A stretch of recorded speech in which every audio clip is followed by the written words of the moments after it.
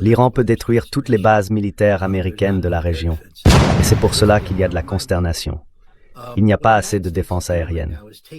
Je veux simplement rappeler que ce que les États-Unis font en ce moment, c'est retirer des batteries de missiles THAAD et Patriot 3 d'Asie, d'Europe et même du territoire continental américain pour les déployer au Moyen-Orient, parce qu'elles n'y étaient pas.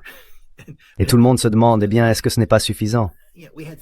Vous savez, nous avions des systèmes THAAD et Patriot 3 en Israël, soutenus par des navires Aegis au large, intégrés au dôme de fer israélien, à Arrow, Arrow 3, David Sling, tout l'ensemble. Et les Iraniens s'en sont sortis. Donc ce que nous faisons en ce moment, c'est essayer d'envoyer des capacités de défense aérienne dans la région pour protéger nos bases exposées, qui se sont déjà révélées insuffisantes pour la tâche. Nous n'avons pas assez de navires équipés de systèmes Aegis SM-3 ou SM-6. Nous n'avons pas assez de batteries THAAD. Nous n'avons pas assez de batteries Patriot.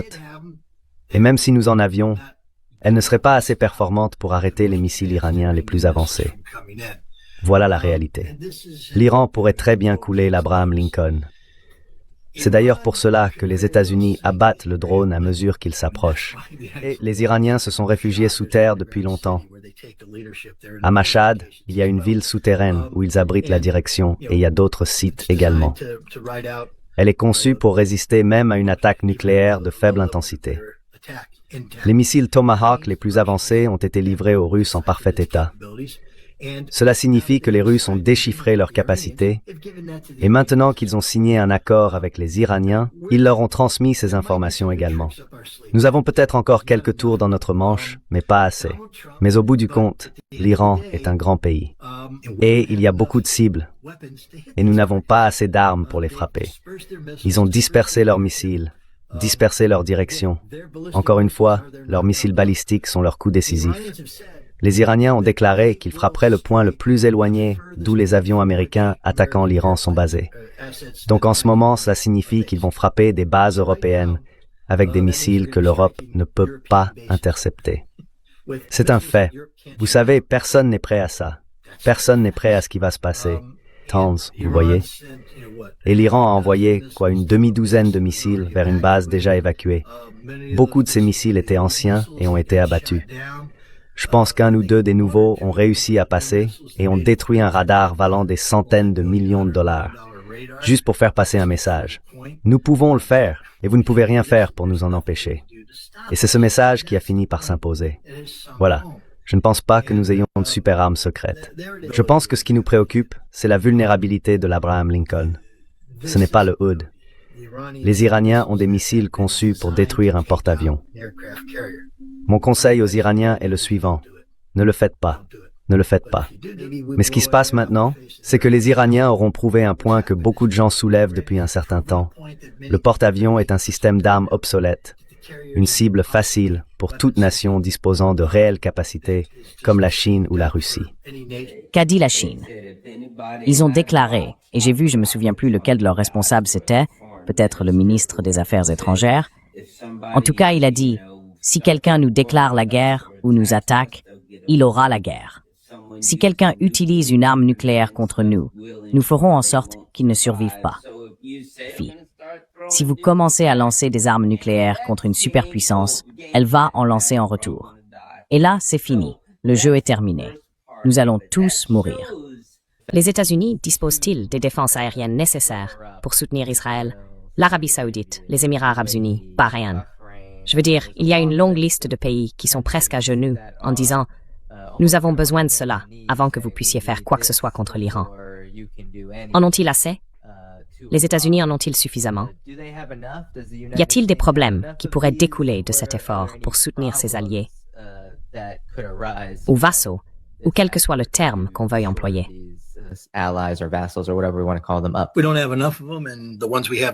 Nous n'en avons pas assez.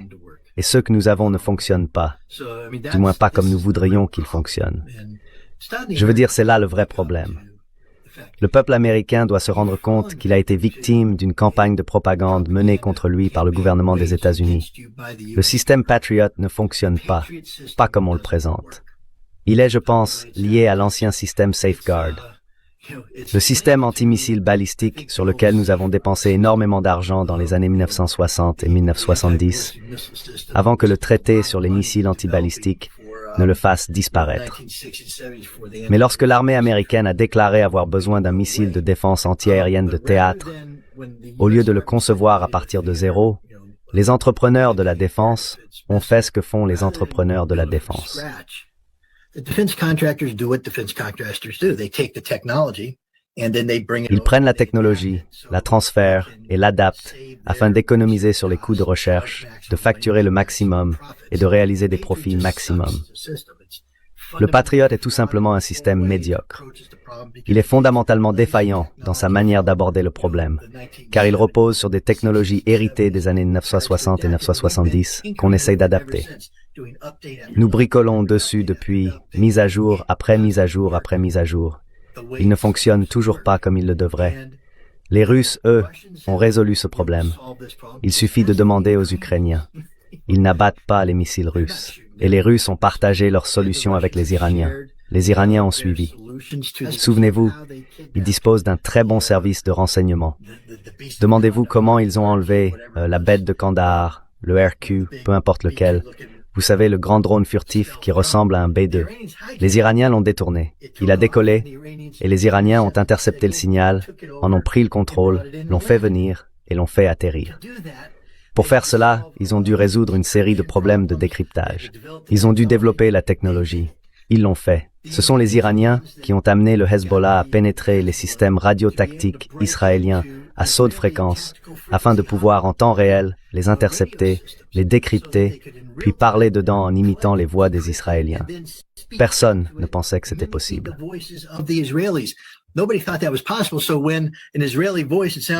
Ainsi, lorsqu'une voix israélienne qui ressemble à celle du capitaine Untel donne le mot de code pour lancer l'attaque, les commandos israéliens déclenchent l'assaut et tombent directement dans une embuscade.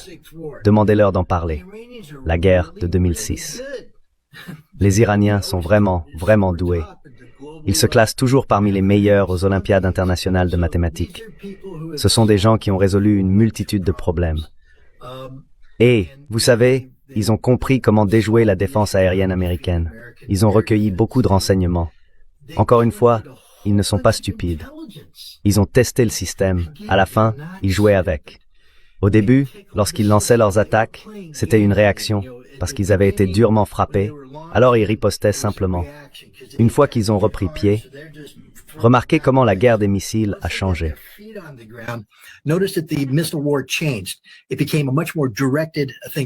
C'est devenu quelque chose de beaucoup plus ciblé.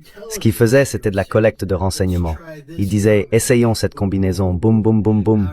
Comment ça se passe, boum, boum, boum. On l'a, d'accord, essayons ceci.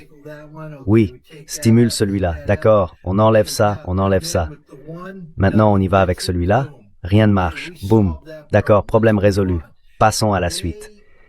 Ils ont fait toute une série de collectes de renseignements, toute une série de résolutions de problèmes.